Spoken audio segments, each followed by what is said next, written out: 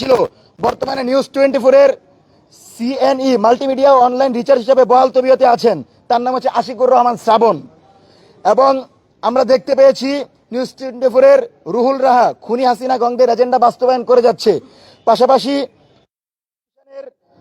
অনেক সাংবাদিকের বিরুদ্ধে আমরা পূর্বে বলেছি, যারা এখন হাসনাতের বিরুদ্ধে লাগাতার বক্তব্য দিচ্ছে, বসুন্ধরা গ্রুপের যে সকল মিডিয়া হাসনাতের বিরুদ্ধে উদ্দেশ্য প্রণোদিতে দিনে 50টা ফটোকার্ড সাপ্লাই করছে, তারা হচ্ছে সেই ব্যক্তি যারা হাসিনার আমলে তারেক রহমানের বিরুদ্ধে লাগাতার সংবাদ প্রচার করেছিল। সুতরাং বুঝতে হবে, তাদের বন্ধুত্ব হাসিনার সাথে, তাদের বন্ধুত্ব দিল্লির সাথে, জাতীয়তাবাদী দলের সাথে তাদের কোনো বন্ধুত্ব নাই। জাতীয়তাবাদী দলকে আপনি 1/11 সময় দেশনেত্রী বেগম খালেদা জিয়া এবং তারেক রহমানকে নির্যাতনের ঘটনায় জনমত তৈরি করেছিল মতি এবং মাহফুজরা, আর এখন এই মতি এবং মাহফুজরা আবারও জঙ্গি কার্ড খেলার চেষ্টা করছে।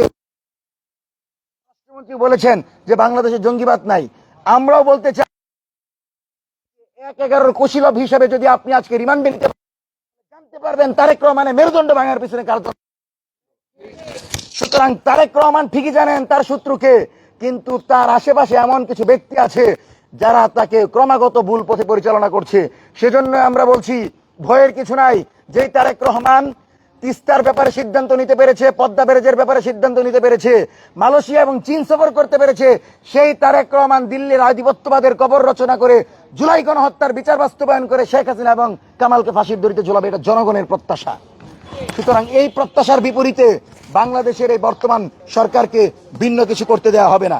সেজন্য দ্রুত সময়ের ভিতর এই রাহুল রাহা, তুষার গ্যাং এবং খুনি হাসিনার এজেন্ডা বাস্তবায়নকারী গণমাধ্যমে থাকা তথ্য সন্ত্রাসীদেরকে দ্রুত সময়ের ভিতর চাকরি থেকে অব্যাহতি দিতে হবে। কোনোভাবে জুলাইয়ের এই সরকার টিকতে পারে না। সম্মানিত সাংবাদিক বন্ধুগণ, একটা বিষয় আপনাদেরকে বলি, যে হাদি হত্যাকাণ্ডের পর যেই ব্যক্তি নিহারি খেয়েছিল, যেই ব্যক্তি আওয়ামী লীগের সম্পূর্ণ পৃষ্ঠপোষক, তারেক রহমান আসার পর সেই ব্যক্তিকে মুক্ত বাতাসে খুলে দিল। আজকে সেই ব্যক্তি টকশোতে বসে লাগাতার জুলাইকে নিয়ে উপহাস করছে, জাতীয়তাবাদী দলকে নিয়ে উপহাস করছে।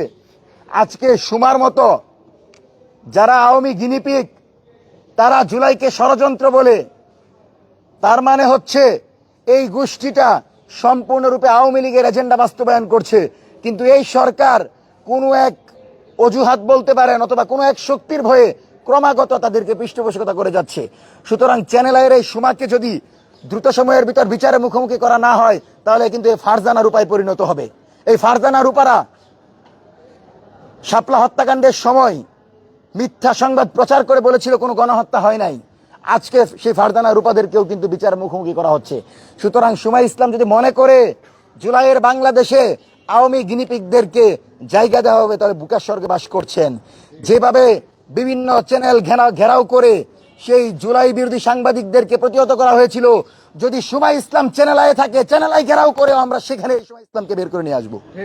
এবং জুলাইয়ের বিরুদ্ধে ন্যারেটিভ তৈরি করা যাবে না, কারণ জুলাইয়ে তারেক রহমান ভিডিও কলে সমন্বয়কদের সাথে পরামর্শ করে এই আন্দোলনের নেতৃত্ব দিয়েছে। তাহলে যদি কেউ সিডিআই করে, তাহলে তারেক রহমানকে আগে করেছে।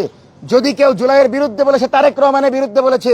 সেই দেশের প্রধানমন্ত্রীর বিরুদ্ধে বলে, রাষ্ট্রের বিরুদ্ধে বলে, অথচ তাদেরকে গ্রেফতার করা হয় না। তার মানে এই রাষ্ট্রযন্ত্রের ভিতরে এখনো আধিপত্যবাদী ভারতীয় শক্তি, গোয়েন্দা সংস্থা র এবং তাদের পৃষ্ঠপোষকরা বসে আছে। সুতরাং আমাদের বার্তা হচ্ছে, জুলাই মাসে জুলাই বিরোধী সকল সাংবাদিকদেরকে চাকরি থেকে অব্যাহতি দিতে হবে এবং জুলাই বিরোধী সকল সাংস্কৃতিক কর্মী এবং সাংস্কৃতিক সংগঠনের যারা জুলাইয়ের বিরুদ্ধে ছিল, তাদেরকে বিচারের মুখোমুখি করতে হবে।